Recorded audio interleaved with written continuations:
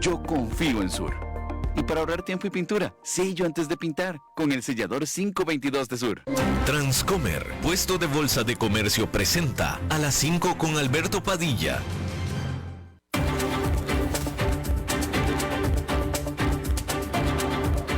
Inicia a las 5 con Alberto Padilla. Un programa diseñado con el objetivo de llevarte diariamente un tema de actualidad, acompañado siempre de reconocidos editorialistas. De lunes a viernes a las 5 de la tarde por CRC 89.1 Radio. A las 5 con Alberto Padilla. Hola, ¿qué tal? Saludos, bienvenidos a esta emisión de A las 5 con su servidor Alberto Padilla. Muchísimas gracias por estarnos acompañando. Gracias por estar ahí. Le mando cálidos saludos desde la señal de CRC 89.1 Radio en San José, Costa Rica, desde donde estamos transmitiendo hasta el punto, en el tiempo, en el espacio en el que usted nos está escuchando, porque estamos saliendo en diferentes vías simultáneamente, por ejemplo en Facebook Live, en la página de este programa. Estamos disponibles en el canal de YouTube de este programa. Estamos en podcast, en las principales plataformas para ello, como Spotify, Apple Podcasts, Google Podcasts y otras 5 importantes más.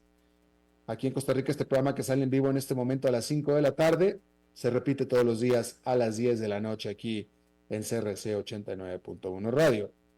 En esta ocasión me acompaña, tratando de controlar los incontrolables, el señor David Guerrero, y la producción general de este programa, siempre poderosa, desde Bogotá, Colombia, a cargo del señor Mauricio Sandoval. Hay que comenzar informándole que el secretario de Defensa de los Estados Unidos, Lloyd Austin, dijo que no pretende y no va a dictar ni tiempos ni términos para la guerra de Israel en Gaza, y lo dijo después de haberse reunido con el primer ministro de ese país, Benjamin Netanyahu, y otros oficiales de alto rango israelíes. El secretario de la Defensa, Austin, enfatizó la necesidad, eso sí, de una transición de una operación de alta intensidad, como la que es en este momento, a una operación de baja intensidad. Y por supuesto que estos comentarios reflejan la cada vez mayor presión internacional que se está ejerciendo sobre Israel para que reduzca el número de bajas civiles. Este lunes, el Ministerio de la Salud, que comanda Hamas en Gaza, dijo que desde el 7 de octubre, 19.453 personas han sido aniquiladas por los ataques israelíes. Ya habíamos visto nosotros hace unas 3 semanas aproximadamente, no más que eso, la diferencia en las cifras de Hamas y la diferencia de las cifras que da Israel con respecto a las bajas que han causado los ataques de Israel. Sí, y son muy parecidas. Israel está contabilizando alrededor de 1.500 bajas menos que lo que contabiliza Hamas, solamente que pues Israel no está en el piso donde está lanzando las bombas que mueren los de Gaza, por un lado, y por otro lado, pues había una diferencia de 1.500 personas en ese momento cuando Israel decía 15.000 y Hamas decía 16.500, que francamente en esas escalas de 1.500 es muy poca diferencia. Pero el punto es que Hamas dice que han muerto casi 20.000 personas y seguramente la cifra es muy cercana, la cifra real a esa cifra de fatalidades civiles, lo cual es una tremenda desgracia. Habíamos visto también que la guerra en Ucrania, donde ahí sí se están enfrentando los dos ejércitos cara a cara, y en teoría, no tanto estaría en teoría muriendo, bueno, de hecho no están muriendo tantos civiles en la guerra de Ucrania, precisamente por ahí venía la comparación, porque la diferencia entre Ucrania, bueno, no voy a hacer diferencias, el punto es que en casi 2 años de enfrentamiento en Ucrania han muerto incluso menos civiles en Ucrania que los que han muerto en 2 meses en Gaza. Ese es el punto que estaba tratando de hacer.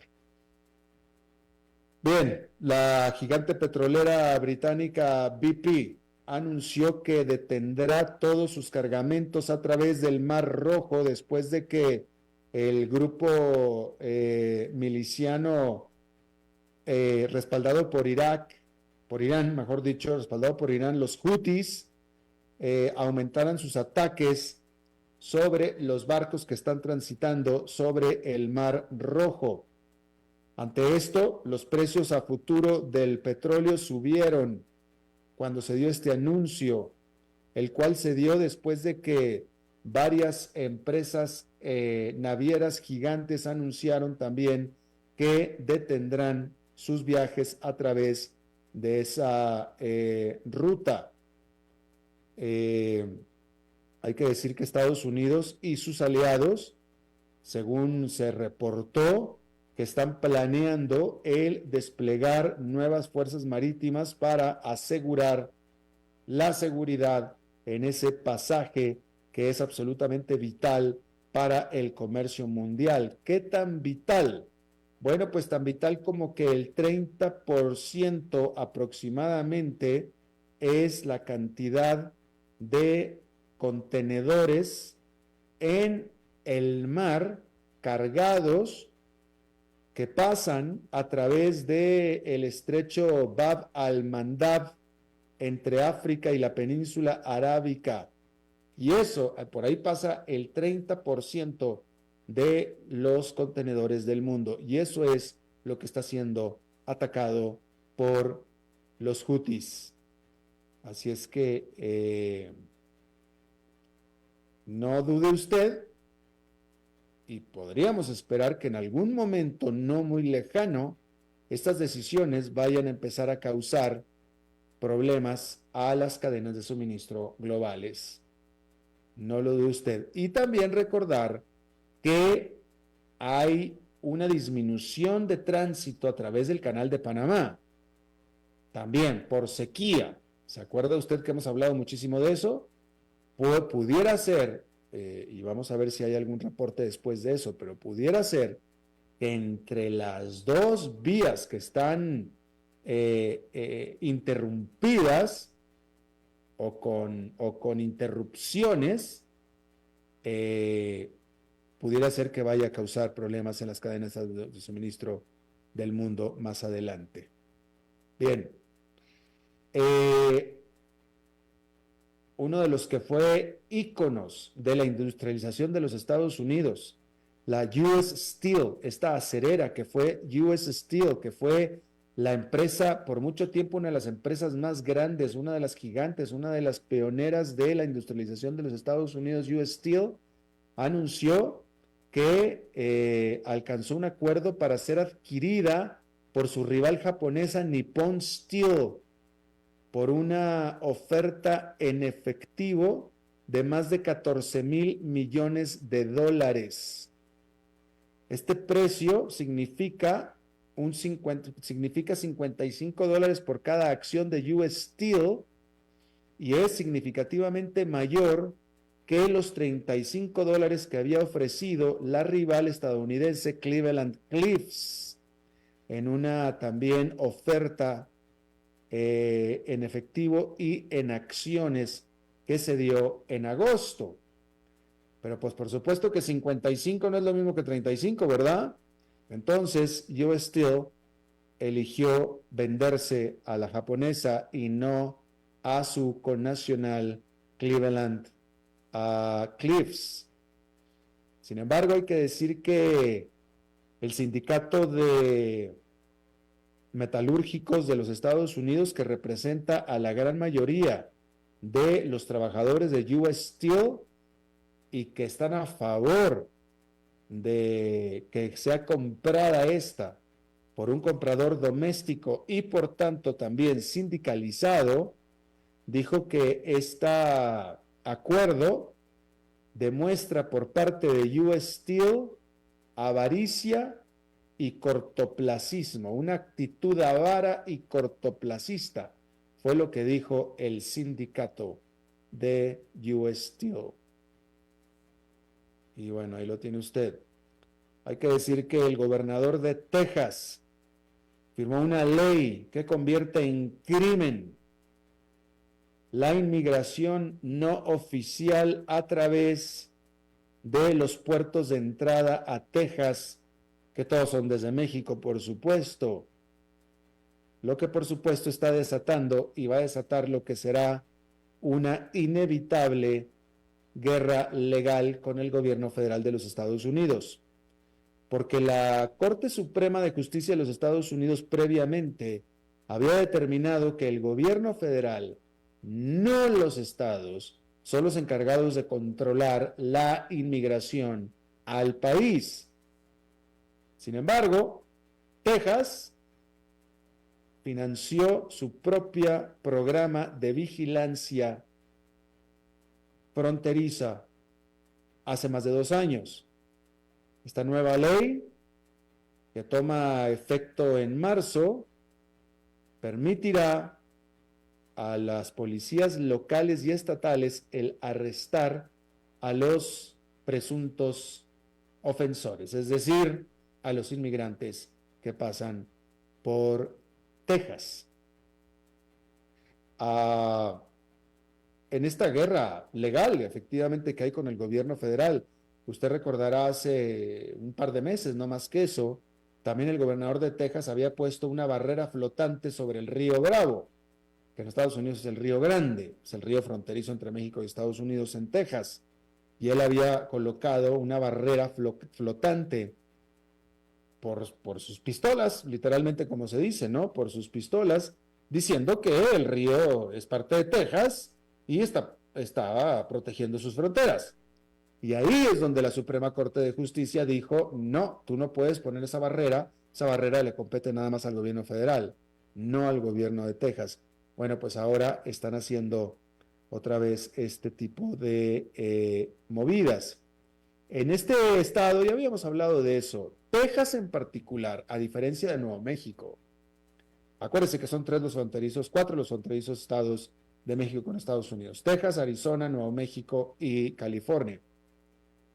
Y Texas en particular, California también, pero Texas en particular siempre había sido bastante amigable con México y los mexicanos, históricamente siempre.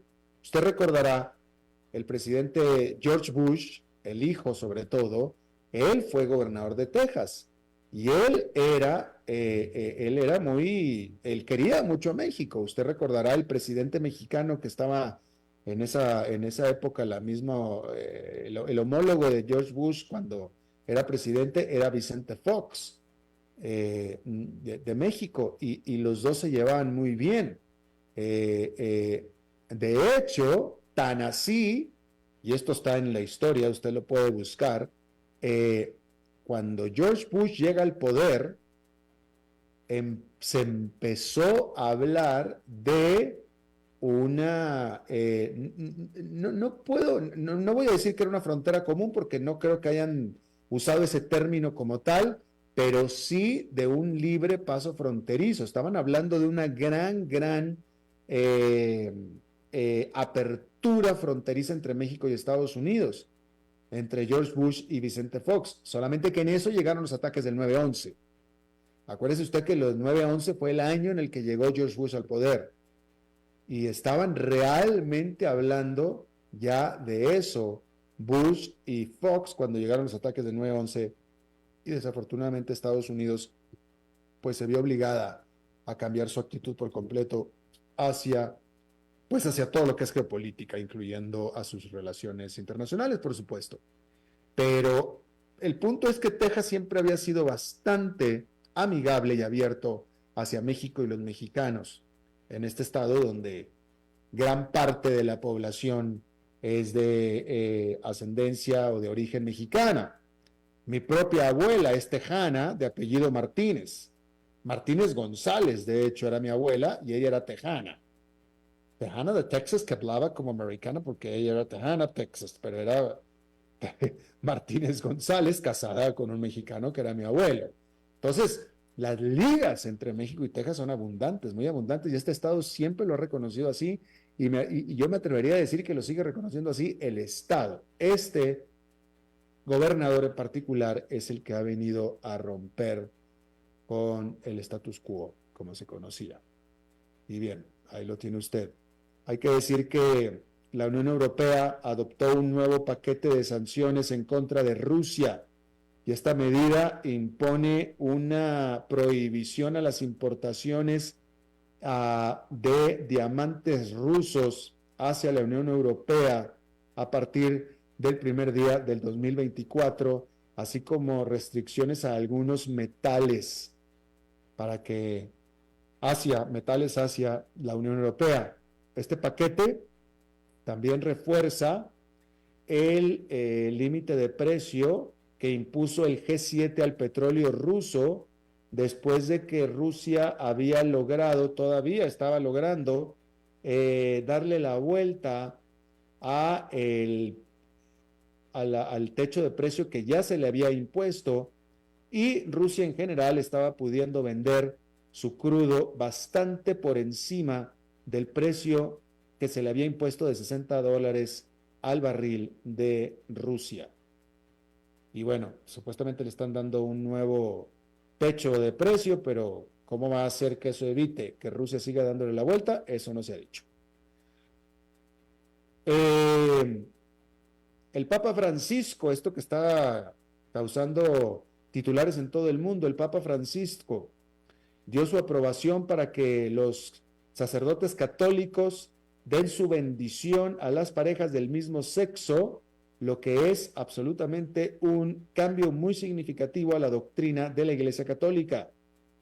En un documento que se publicó este lunes, el Vaticano anunció que estas bendiciones podrán ofrecerse proveyendo que no sean parte de una unión civil. Estas bendiciones, según se dice, no deberán de requerir estas bendiciones, según dijo el Vaticano, no deben de requerir un gran análisis moral, dijo el Vaticano, para que puedan ser otorgadas. En lo que pareciera ser un gran gesto de compasión, ¿no? Es lo primero que se me ocurre decir al respecto. Y bueno, esto es importante porque no es que se está autorizando el matrimonio entre homosexuales.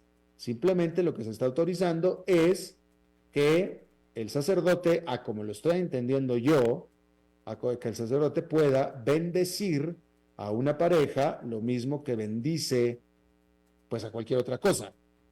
Usted le lleva al sacerdote a su mascota, el sacerdote se la bendice.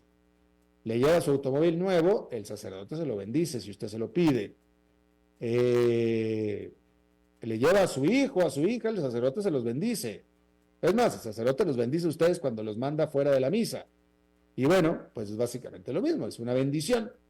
Es una bendición. Y que me parece un gran avance, ¿no? O sea, un gran avance desde que los homosexuales no pueden entrar a la iglesia hasta ahora que bienvenidos y te bendecimos. Es un gran avance, ¿no le parece a usted? Y bueno, pues ahí lo tiene. En otra información hay que decir que Apple anunció que de manera preventiva dejará de vender 2 de sus modelos de su reloj inteligente antes de que se dé la prohibición que se espera que comience a hacer efecto a partir del 26 de diciembre por una presunta violación de patente. La Comisión Internacional de Comercio de los Estados Unidos, o mejor dicho, la Comisión de Comercio Internacional de los Estados Unidos, dijo que los sensores de oxígeno en la sangre de estos relojes inteligentes violaban las patentes propiedad de Masimo, que es esta productora de aditamentos médicos.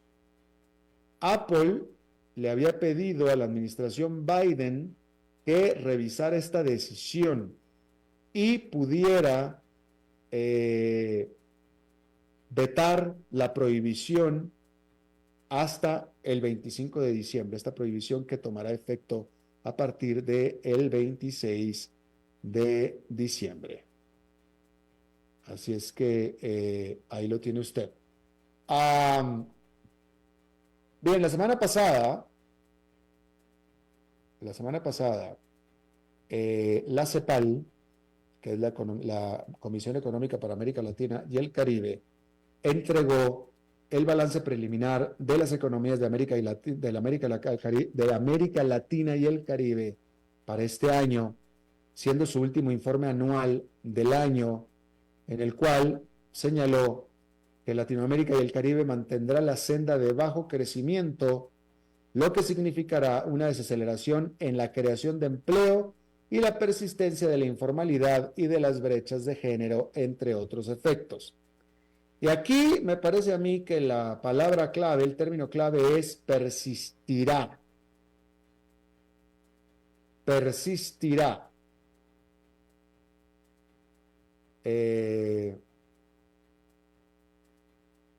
Mantendrá, en realidad es lo que dice la CEPAL, mantendrá la senda de bajo crecimiento, lo que significa una aceleración en la creación de empleos y persistencia en la informalidad. Hay que decir que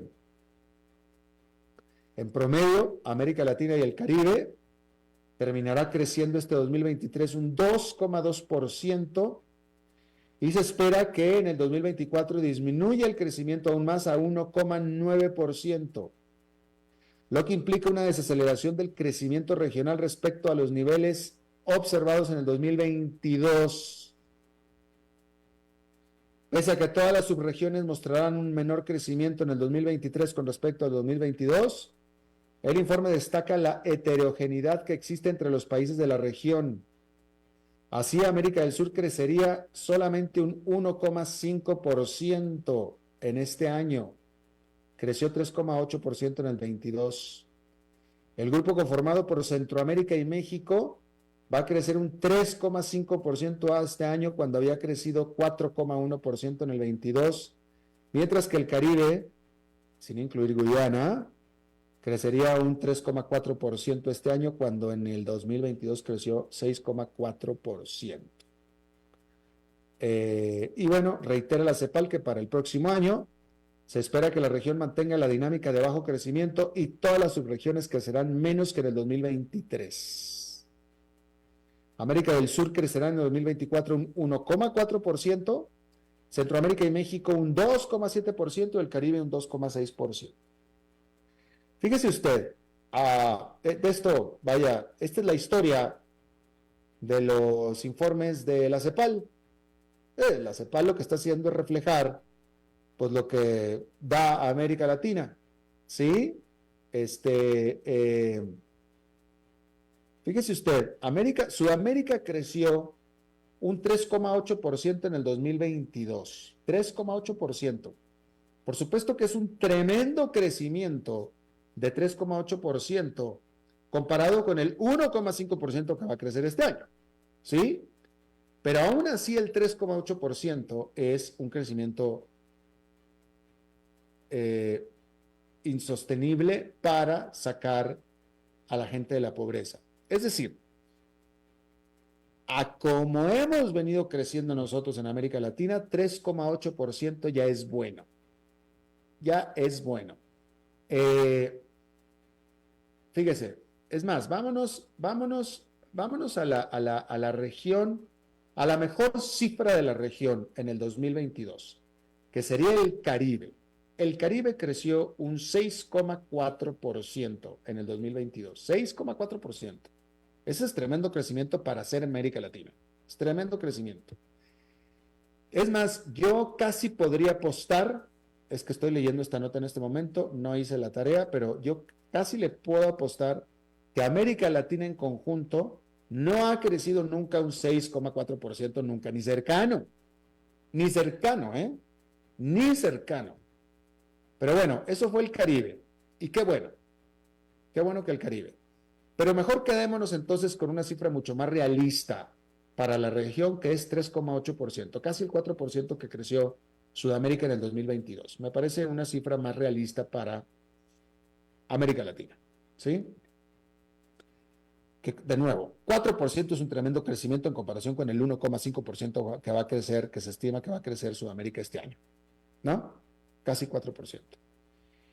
Y ya que América Latina, en este caso Sudamérica, crezca un 4%, en términos de Latinoamérica es un gran crecimiento. Bueno, vamos a suponer que tenemos mucha suerte y que hicimos algunas reformas y que permanezcamos por mucho tiempo, por años y años y años creciendo 4%. 4% de nuevo es una gran cifra para América Latina, ¿eh? Eso fue lo que creció Sudamérica el año pasado. Si nosotros creciéramos los próximos 10 años un 4%, toda América Latina un 4% sostenido, que es una muy buena cifra para América Latina, ¿sabe usted qué? No saldríamos de pobres. No saldríamos de pobres, estaríamos creciendo. Estaríamos mejor que lo que estamos hoy. Pero aún así, si creciéramos durante 10 años 4%, tendríamos una clara senda de crecimiento, tendríamos un buen crecimiento 4% durante 10 años, pero no saldríamos de pobres. Dejaríamos de ser más pobres, si acaso. Dejaríamos de ser más pobres, pero no dejaríamos de ser pobres. Hoy en día, con este crecimiento a la baja, estamos siendo más pobres. Con el hipotético caso de que creciéramos 4%, simplemente dejaríamos de ser más pobres, pero permaneceríamos pobres. Lo que le quiero decir es que, y China está el ejemplo, y la India por ahí va también como de ejemplo, los tigres asiáticos definitivamente. Para que haya realmente una diferencia en el combate a la pobreza, para que haya un crecimiento que saque a la gente de la pobreza extrema, necesitamos estar creciendo tipo China, como creció China, 8, 9% durante más de una década, sostenido 8, 9%, como lo hizo China. Imagínense usted el tipo de reformas profundas que tendríamos que hacer, que necesitamos hacer para alcanzar esos crecimientos. Y no, evidentemente no las hemos hecho. No las hemos hecho porque no estamos creciendo eso. Y bueno, ahí está el tema de mi libro, El continente dormido, el libro que tengo publicado. Es donde hablo de este tema justamente, el continente dormido. ¿Por qué dormido? Porque llevamos dormidos siglos haciendo exactamente lo mismo, pretendiendo resultados diferentes. Y estamos exactamente iguales. Llevamos más de un siglo con crecimientos como los que estamos hablando acá y llevamos más de un siglo o más con un promedio de pobreza y pobreza extrema que no cambia. No cambia. Decenas de millones de personas en nuestros países viven en la calle, literalmente en la calle, pidiéndole a usted limosna en las esquinas. Entonces nos falta muchísimo y este reporte de la CEPAL se repite. Es lo mismo cada año, es lo mismo cada 6 meses. Se repite y se repite y se repite y se repite. Claro, nosotros crecimos o crecemos cuando los precios de nuestros commodities, de nuestras materias primas, crecen. Sí, claro. Que es cuando el mundo desarrollado, que sí está creciendo, nos compra más nuestros productos. Y entonces, pues, nosotros vendemos más caro lo que producimos. Que no es diferente, discúlpeme, pero no es diferente, ¿verdad?, que el frutero o el verdulero, discúlpeme, pero es la verdad, no es diferente que el verdulero pueda vender sus frutas y sus verduras un poquito más caras, con lo cual va a ganar un poquito más de dinero, pero no va a dejar de ser verdulero, ¿verdad? Qué pena, pero me parece una comparación bastante adecuada. ¿Sí? Gran parte del problema que tenemos, bueno, primero que nada es educación, definitivamente, educación, y educación para poder dejar precisamente de ser fruteros y verduleros, materias primas, mineros, maiceros, trigueros, soyeros, rancheros, para empezar a producir con, bueno, vaya, pues aquí en nuestra América Latina la que produce es la tierra, esa es la que produce. Nosotros los latinoamericanos no producimos nada. En general, los latinoamericanos no producimos lo que nos da la tierra, pero el latinoamericano en general no produce nada, no produce. Hay algunos países que han logrado meterle algo de tecnología a sus materias primas, hay algunos países y eso es bueno. Eso es bueno. Hay algunos países que con algunas materias primas han logrado meterle algo de tecnología. Está bien, pero falta muchísimo por hacer. Como a mí siempre he dicho yo, el latinoamericano lo que hace bien es explotar la tierra, pero no explota sus manos. O sea, el latinoamericano lo que hace muy bien es explotar sus materias primas que da la tierra, pero no explota las principales materias primas y las más abundantes que hay en América Latina, que son las manos de los latinoamericanos en la forma de manufactura. Esa es una materia prima, las manos es una materia prima. Y casi no se explota, y mucho menos, pero mucho menos, en lo más mínimo aún, se explota el cerebro, que es la principalísima materia prima en América Latina. Y esa no se usa, no se explota. No hay creación de conocimiento, no hay creación de ideas, no hay creación de tecnología saliendo de América Latina. ¿Sí? Entonces, en el mundo, y aquí siempre se lo estamos diciendo, en el mundo se habla de los automóviles eléctricos, se habla de la nube, se habla de los viajes al espacio, ¿sí? Se habla de todo ese tipo de temas, y nosotros en América Latina seguimos hablando del café y del banano, seguimos hablando de que hay demasiados pobres en la calle, y seguimos hablando y nos preocupamos cuando cae el precio del petróleo, y cae el precio del café, y cae el precio del maíz, y estamos, discúlpeme, pero estamos a siglos de distancia de otras partes del mundo, estamos a siglos de distancia completamente, totalmente.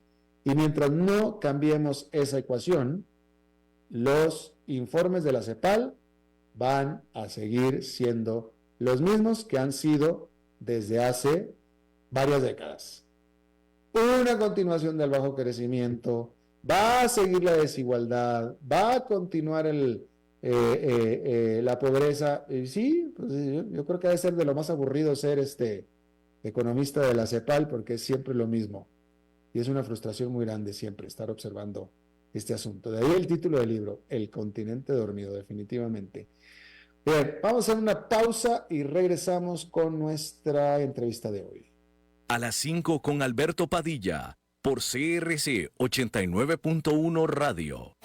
Ok, ya te has reído con nosotros, has aprendido con nosotros y nos hemos conocido más. Pero es hora de ponernos serios. El mejor momento para invertir fue hace 10 años y el segundo mejor momento para hacerlo es hoy. Entra a transcomer.com, convertite en un inversionista y transforma tu destino. Transcomer, puesto de bolsa de comercio. Construyamos juntos su futuro. Somos expertos en eso.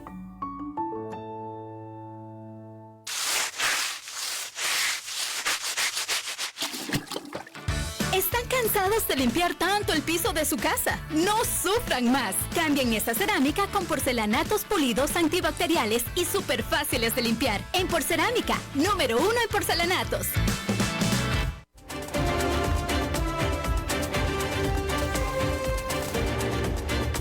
Seguimos escuchando a las 5 con Alberto Padilla.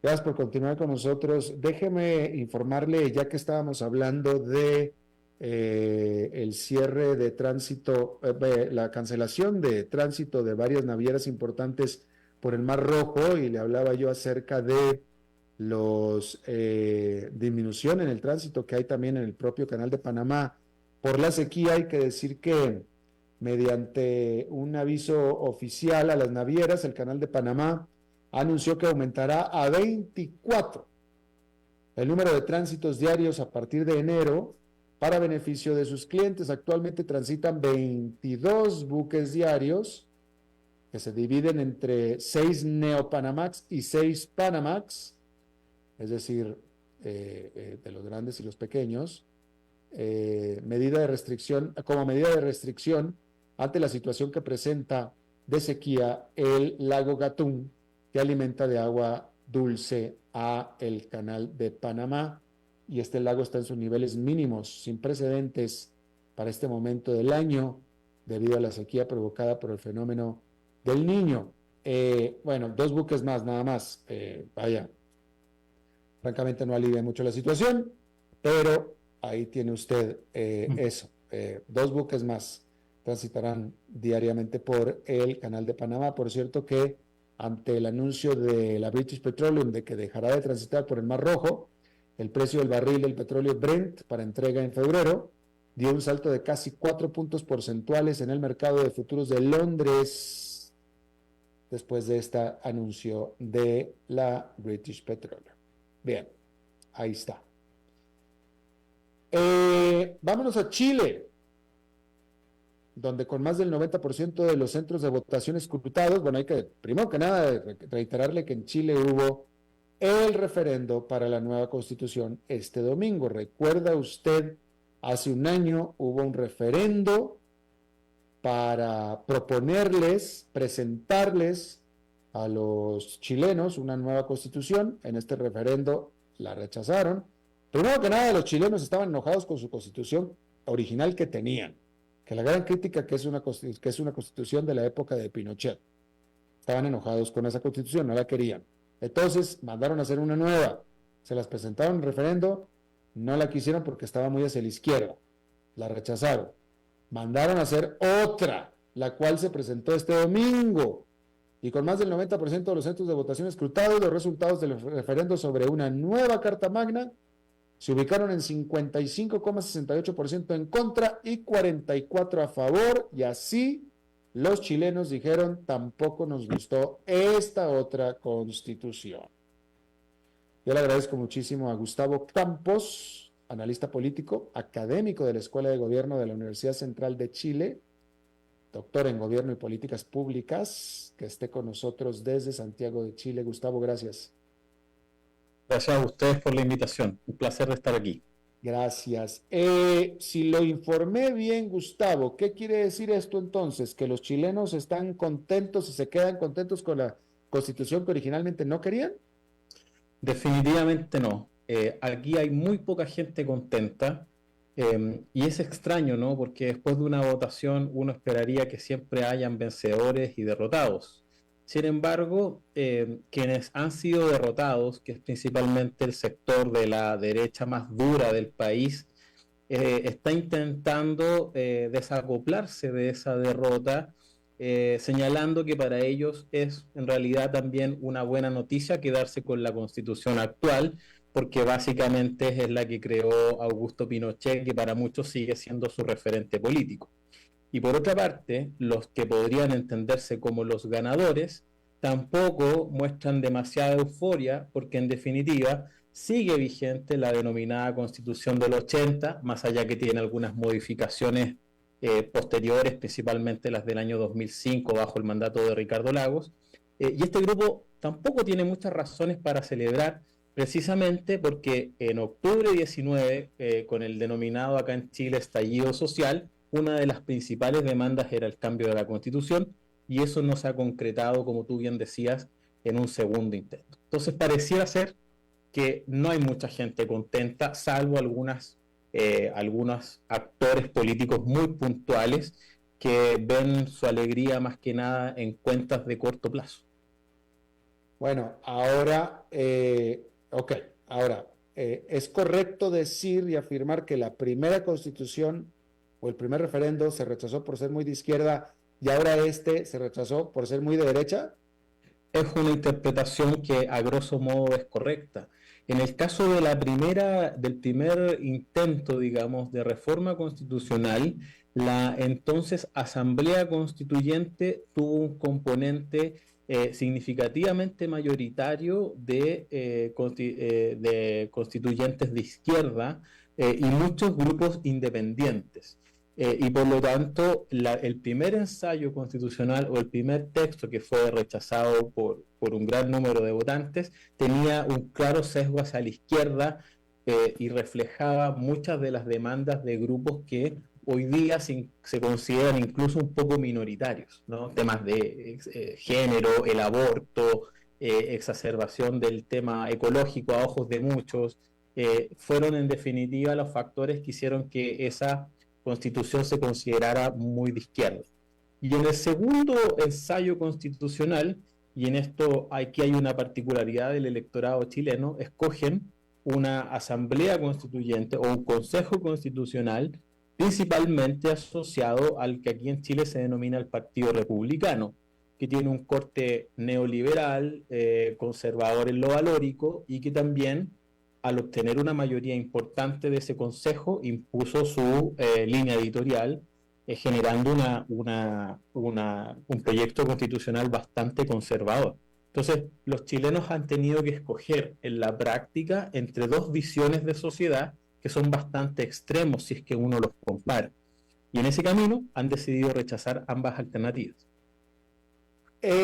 ¿Cómo se dio este proceso?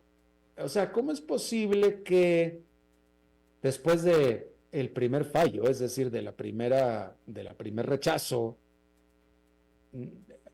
cómo fue posible que se les haya permitido se les haya salido el péndulo hasta el otro extremo y no poderlo haber detenido en el medio y poder entregar algo más tragable por los chilenos? Esa es una pregunta que tiene cariz de politología, pero también podríamos incluso sentarnos los chilenos en el diván y tratar de responder esa pregunta más analíticamente, porque efectivamente es muy llamativo que la sociedad chilena haya transitado de un extremo al otro. Sin embargo, lo que nosotros observamos es una tendencia, sobre todo acá en Sudamérica, que es lo que se denomina el voto rechazo a la política, ¿no? Y por lo general, lo que están haciendo, lo que estamos observando en los electores, es que escogen la opción que parece más antagónica al gobierno de turno o al establishment de turno, y por lo tanto eso pareciera explicar este devenir pendular, como tú bien lo señales, del electorado.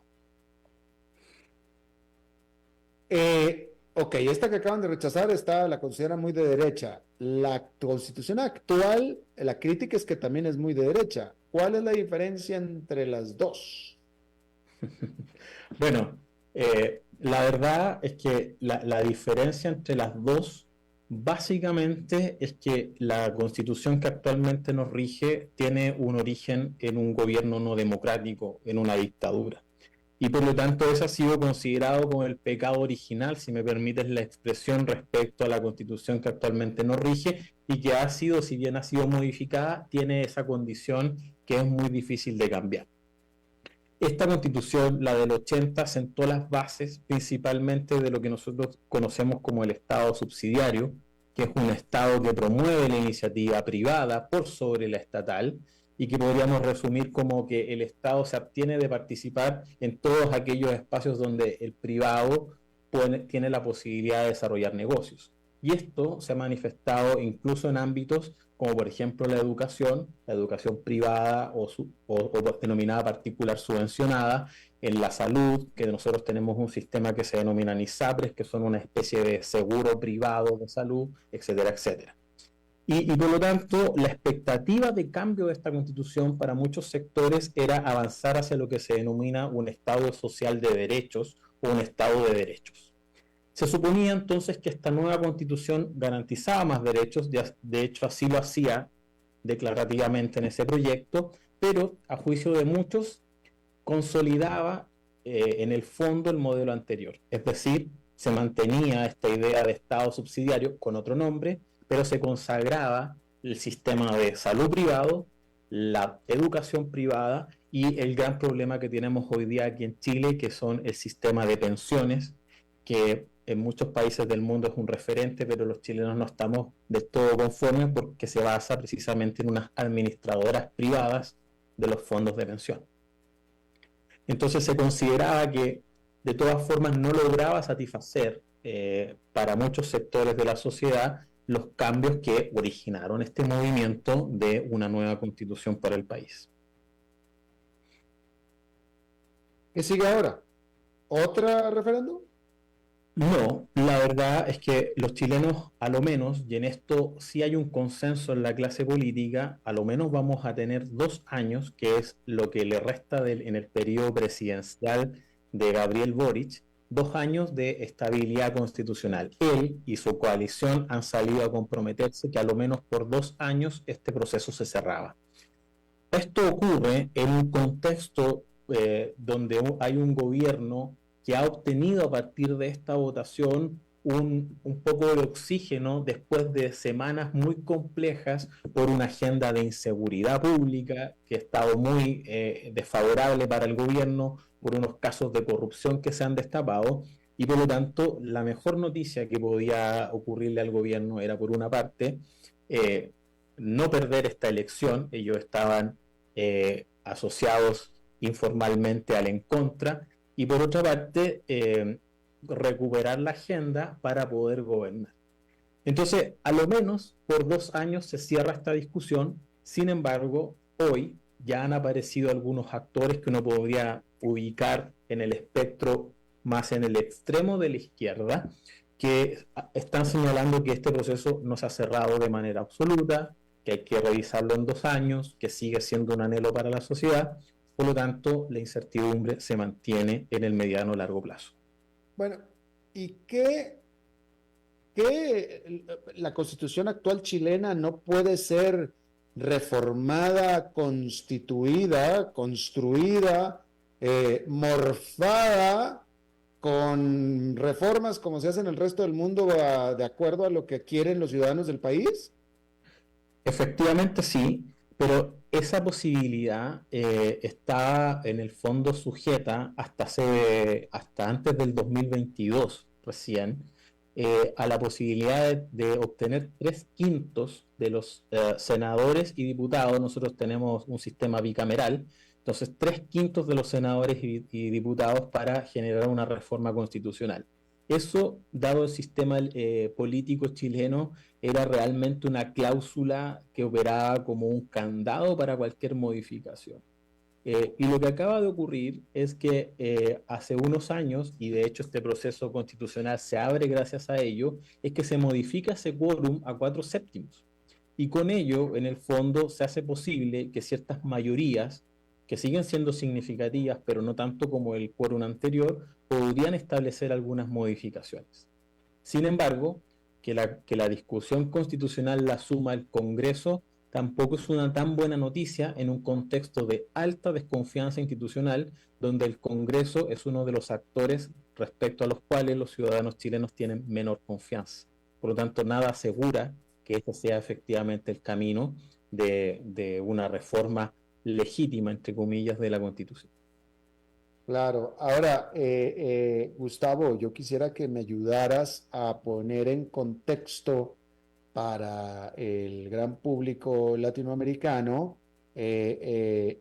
Vaya, entendemos, nos damos cuenta y sabemos que el chileno, como tú lo acabas de decir, no está contento con lo que acaba de pasar, quiere cambios, no, todo esto se está dando por la demanda, por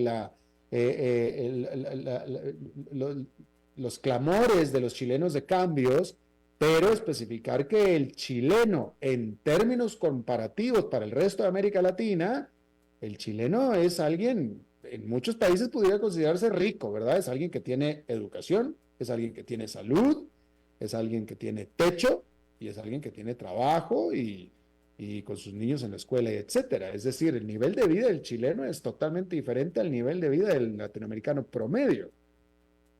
Sí, Tú tienes mucha razón. Cuando uno conversa con colegas del exterior, efectivamente ese es el diagnóstico. La pregunta que uno se encuentra es, bueno, ¿qué les pasó? ¿De qué se quejan?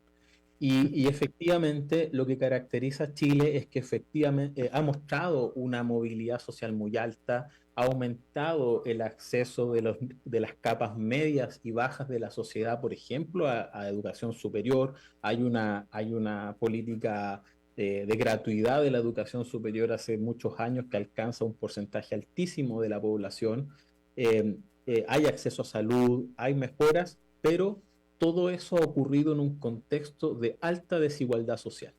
Si uno mira los índices de Gini, por ejemplo, de nuestro país, nosotros tenemos un índice Gini que da cuenta de una alta desigualdad social y por lo tanto hay bolsones de pobreza que no solo que se habían logrado controlar, pero que hoy día han vuelto a aparecer, y esa idea de desigualdad se ha instalado con mucha fuerza en la sociedad. Eh, y además ese crecimiento y ese desarrollo del cual tú das cuenta y las cifras dan cuenta, también ha sido bajo un modelo donde el Estado ha garantizado el acceso de los privados como prestadores de servicios, lo cual genera dificultades de acceso para toda la sociedad a esos mismos bienes.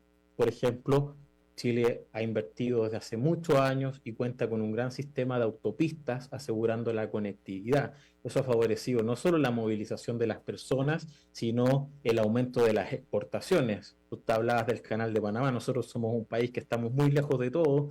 El tránsito portuario para nosotros es fundamental. Contar con buenas carreteras es fundamental para la actividad económica. Y esas carreteras en Chile, que son de muy buen estándar, son pagadas. Y por lo tanto, al ser licitadas por el Estado y condicionadas a su uso, al pago de un peaje, de una tarifa, en el fondo ha ido que esa sensación de desigualdad o de aislamiento de ciertos grupos vaya creciendo. Así ocurre con la salud, así ocurre con la educación, así ocurre también con las pensiones, y eso es lo que probablemente cuesta explicar, pero es lo que de alguna manera planta la semilla de esta disconformidad. Claro, claro. Dirías tú, me pareciera a mí, pero yo te pregunto a ti si tú estás de acuerdo, que Chile cae un poco más en la definición de la trampa del ingreso medio, ¿no? Porque, y de nuevo, quiero que tú me corrijas si es que mi comentario está equivocado, pero quienes se manifestaron en el 2019, no fue en el 19, ¿fue en el 19? Sí, con el 19. Sí. En el 19, quienes se manifestaron en el 19 eran estudiantes, eran muchachos de clase media, no eran los pobres. Por más que tú me dijeras y me dices que ha aumentado la pobreza en Chile, los pobres no eran los que estaban haciendo los destrozos, ¿cierto? Sí, efectivamente, el detonante, la coyuntura crítica que detona todo esto fue un alza del transporte público en 30 pesos, que deben ser algunos centavos de dólar. ¿Ah?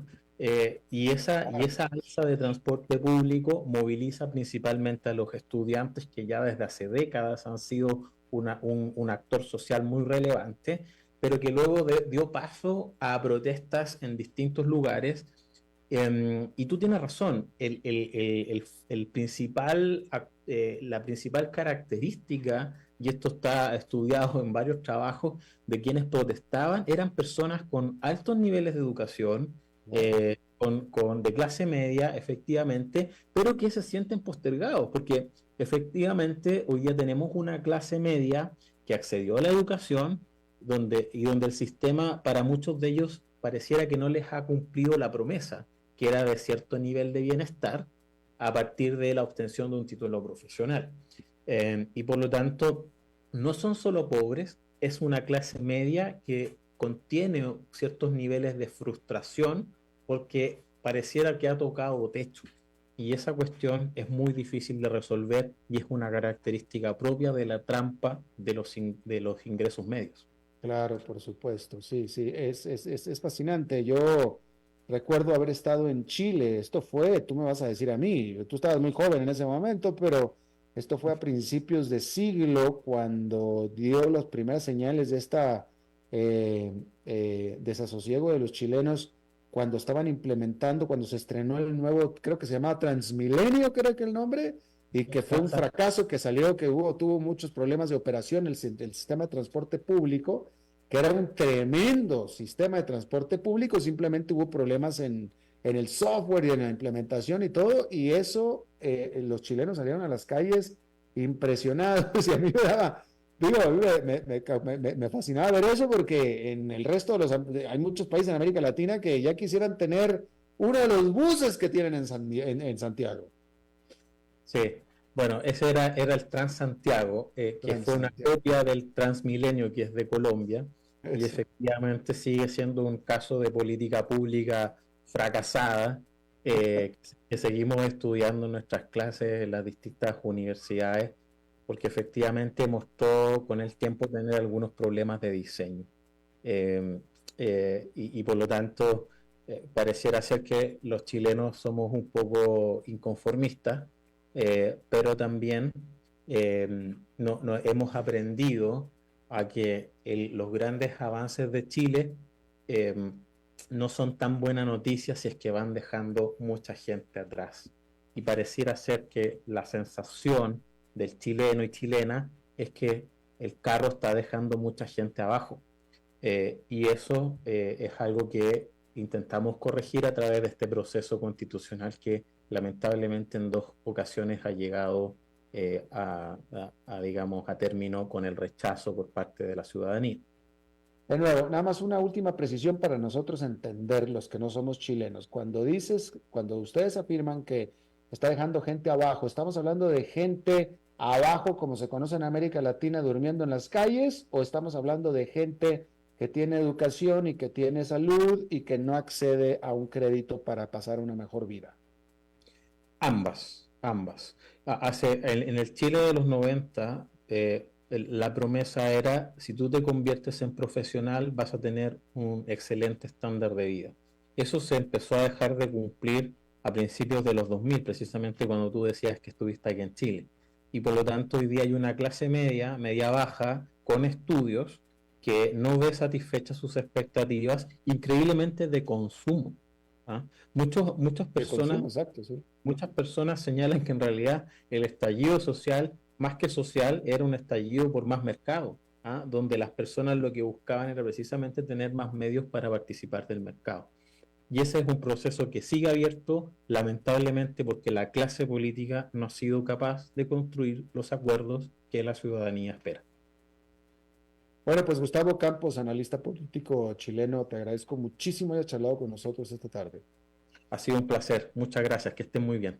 Gracias, igualmente para ti. Bueno, eso es todo lo que tenemos por esta emisión de A las 5 con su servidor Alberto Padilla. Muchísimas gracias por habernos acompañado. Espero que termine su día en buena nota, en buen tono, y nosotros nos reencontramos en 23 horas. Que la pasen muy bien. A las 5 con Alberto Padilla fue traído a ustedes por Transcomer, puesto de bolsa de comercio. Construyamos juntos su futuro. Somos expertos en eso. ¿Buscas un paraíso por descubrir? Punta Arenas